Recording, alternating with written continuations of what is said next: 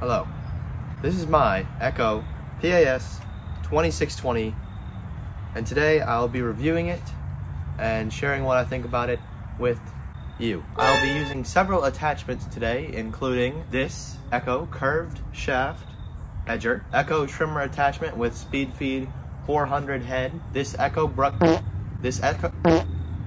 brush cutter attachment with the Renegade cutting wheel, and this Echo pole saw with sharpened chain. This starts the reviewing process of the video. It will not be super long, but if you wish to skip ahead to the testing part, feel free to do so. Starting in the back, we're greeted with what I think is a very attractive looking trimmer head. 25.4 cc. This displacement may seem a little bit small for some of these applications, but from what I've tested and seen, it can definitely handle it, and it has more than enough power to do basically everything. The starting system is Echo's like easy start or whatever. It's pretty good. It's I don't know, sometimes it kicks back a little bit. It's weird. I'll try to show you when I start it, but otherwise it functions perfectly. Choke is right here by the air filter. It's quite intuitive and easy. Up is choke, so right now it's choked. Down is no choke, so it's in the run position. The primer bulb right here is easy to use and very accessible, and I like it. With the fuel lines, your yellow line is your return line, so when you push, the air will come back down through here. The right line is your breather line, which tucks right back up into here very nicely.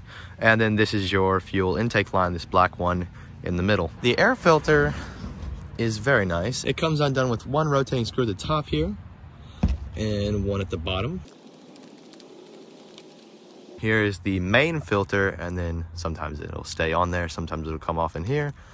And then there's a foam pre-filter with a little mesh guard so you don't mess up this stuff. To put it back on, just grab your filter, put it back on, make sure it's seated in there, grab your plastic debris shield or whatever it is, put it back on, and then grab your main part of the assembly, put it back on, and then tighten up the screws. They're a little bit hard to get in. You have to kind of push on it decently hard to get it threaded into the nut.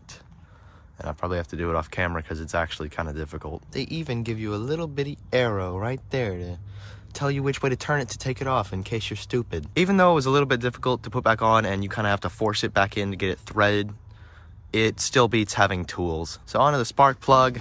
It's they give you the actual model number right there, so you don't have to take it out and everything to get your model number for whatever. This is an NGK one. You kind of just pull on the cap, maybe rotate a little bit, and pull off. There we go. And then you can just get your little wrench in there and take it off. It's quite easy. I probably will be upgrading to E3 because I just like them a lot more and they're a lot better. Onto the grip. It is pretty nice. I use, wait, I'm right-handed, so I do this. And it's pretty comfortable. You got the release switch at the top, and then the switch to power the machine on, you'll want to put it in the forward position, and then you can pull your cord and start the machine.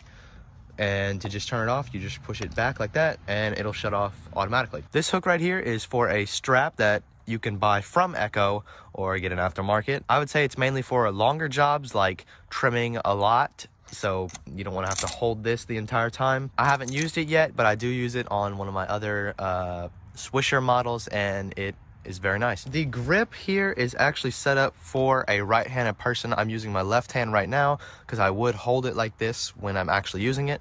It has a decent amount of flex in it to reduce vibrations. I like that a lot. And also there is a rubber thing right here to reduce vibration to the shaft. Does its job very, very well. I know rubber over a longer time will deteriorate, but I'm not too worried about having to spend like 10 bucks to replace this part. Here on the end of the PAS-2620 is the whole magic of the product. This is Echo's Pro Attachment System, and this is mainly why I bought it, so I could use tons of different attachments and only have to have one power head. It's quite easy to put all these attachments on. You just pull out and rotate this little knob to the left.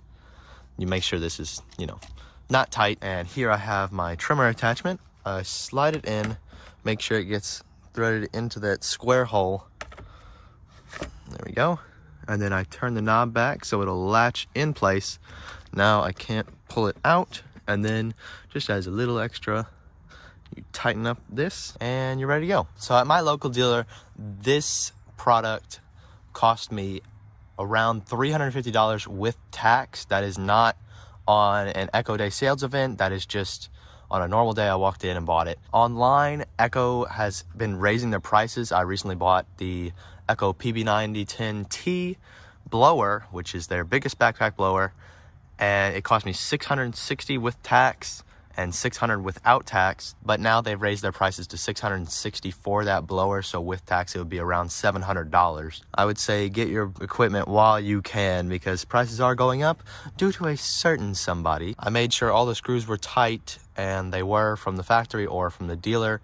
I did not receive this in a box, so I don't know exactly how they'll come, but I recommend tightening down every single screw you see readily available to you before your first use. And that's all I have to say, so we'll get going with it right now, beginning with trimming a field behind me. Today I will be putting the choke on because it is quite the cold day. And before you start, Echo recommends pumping the fuel primer 8 times. I've already done it a few times, so I'll probably do it like 2 times. It helps to have the on switch to on.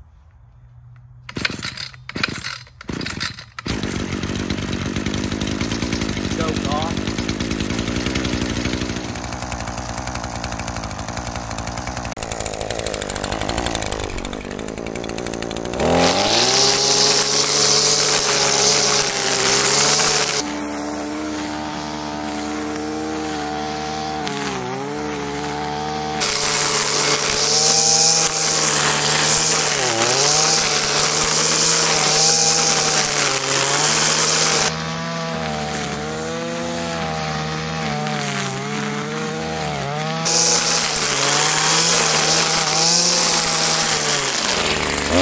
Now I'll be using the brush cutter attachment to knock down a lot of this you see right here.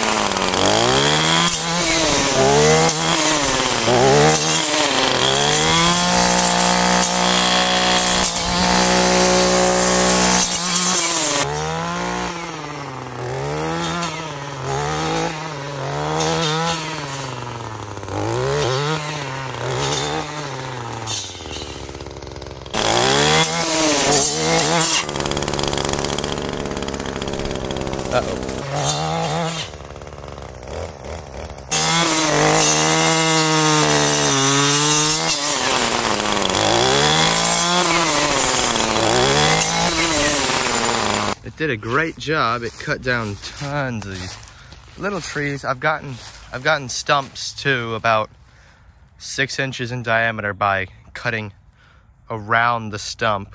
Most of these were like this. That's poison ivy. Oops. Cut a few of them like that. That's about 1 inch. It did a much better job when you just swing it across and across like that, not slowing down momentum or anything. Here is a decently big stump for this machine, about 4 inches in diameter, and I can't cut it directly across because the blade only has about 2 inches poking out from each side, so I'll have to kind of circle cut it. Just listen to the engine RPM for bogging. I don't expect it to bog too much, but I hope my phone doesn't get nicked if it digs in or anything.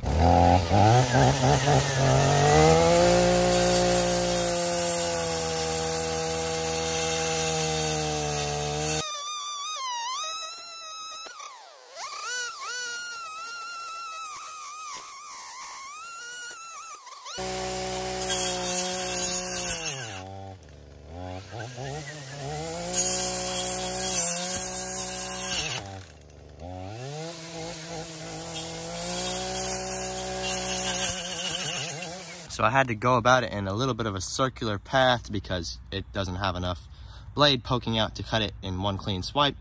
But it did pretty well there. It only bogs down when it gets like caught, when it gets pinched and then it catches. When you hear it bogging down when it's not getting caught, that's me really forcing it in there. and putting a lot of pressure on it to cut. That blade is pretty dull. It normally does a lot better job than that. But overall, it did a pretty good job, and the power head is unfazed. To demonstrate the pull saw, I will be cutting off this branch right here. It's that branch right there. It's about 1.5 inches in diameter. I'm gonna get rid of this branch here though first, and that one up there, so you can see better.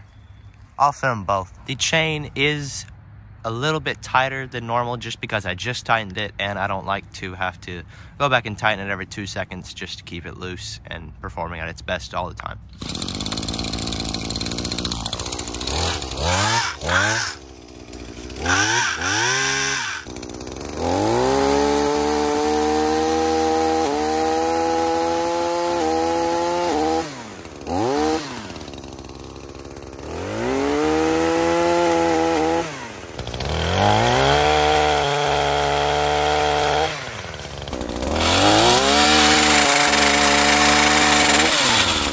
So on the main tree, it did a great job because there was a lot of tension on that, and it was hard for it itself to move around, for the branch to like do all that. But on this little tree here, it gave it that kind of cut because the branches were just moving around so much. There's the cut on the big branch that I just cut down. The PAS had, from what I saw, barely any bogging, and it was great. It powered through all of it and kept its speed up the entire way. Let's go do the edger. A little bit of a disclaimer here.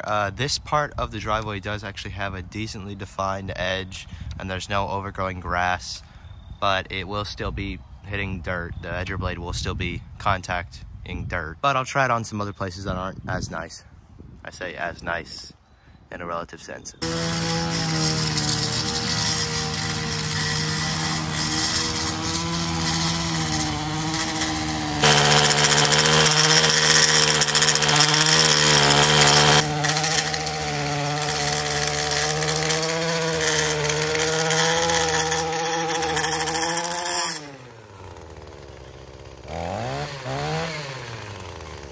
That was the first time I've ever used that edging attachment. Actually, I just bought it a few days ago.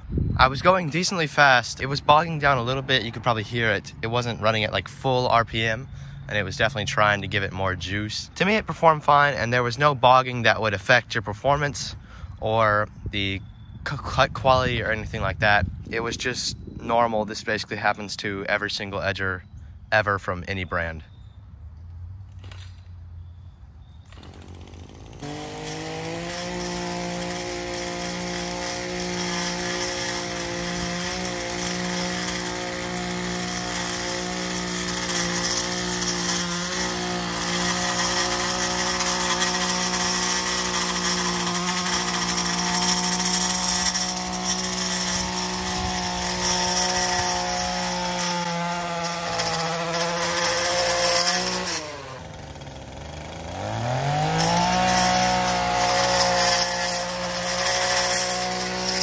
So here's where it started basically hitting a decent amount of dirt, and right there I felt a noticeable bog. It didn't sacrifice any performance or anything, and it was fine.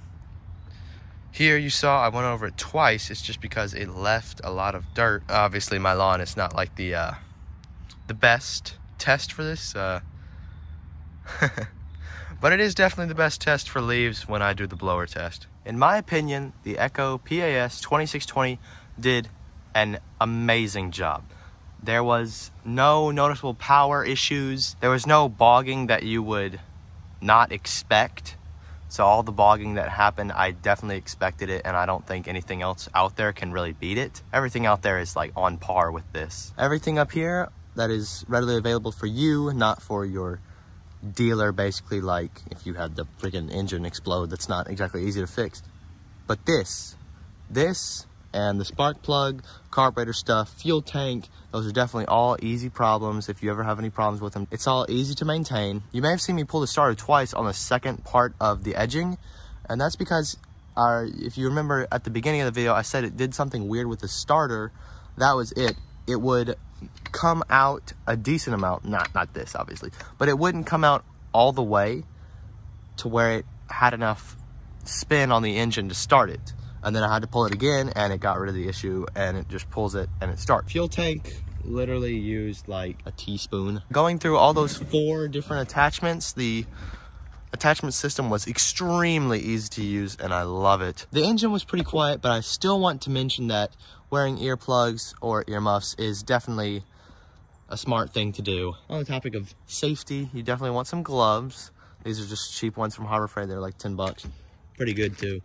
And then some, I would say, better than average glasses because you don't want stuff kicking up. These are some nice 3M ones I found from Northern Tools. They have a little padding here, so if you have like a mask or a breather, a respirator, something underneath there, and air is escaping out the top of it, it will not fog your glasses here. In case you were wondering, I did ask the dealer about warranty information, and they did assure me that if I were to do some work on it myself, like replacing fuel lines or fuel filters, or even messing with the carburetor and stuff, that would not mess with the warranty. And the warranty for commercial use, which is what I will be using this for, is a 2-year commercial warranty and a 5-year homeowner warranty. You may ask, well, why didn't I go with the steel combi system? It's because I thought this one looked better and I like Echo. I know they are very, very good.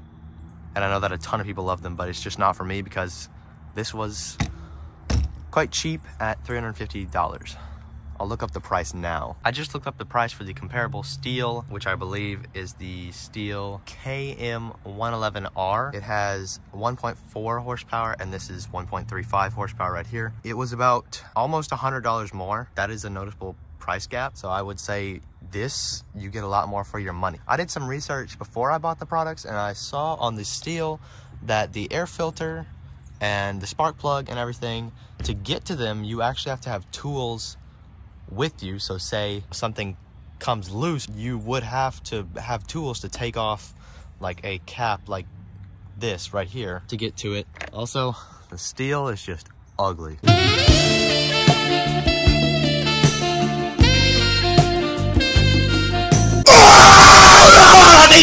So guys, that was my review of the Echo PAS-2620.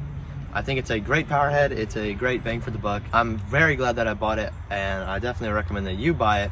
I will be using it this coming summer for my lawn care business, and I expect it to perform very, very well. So guys, I hope you liked this video. Don't forget to comment, like, and subscribe. Share the video, and I'll see you guys later. Bye.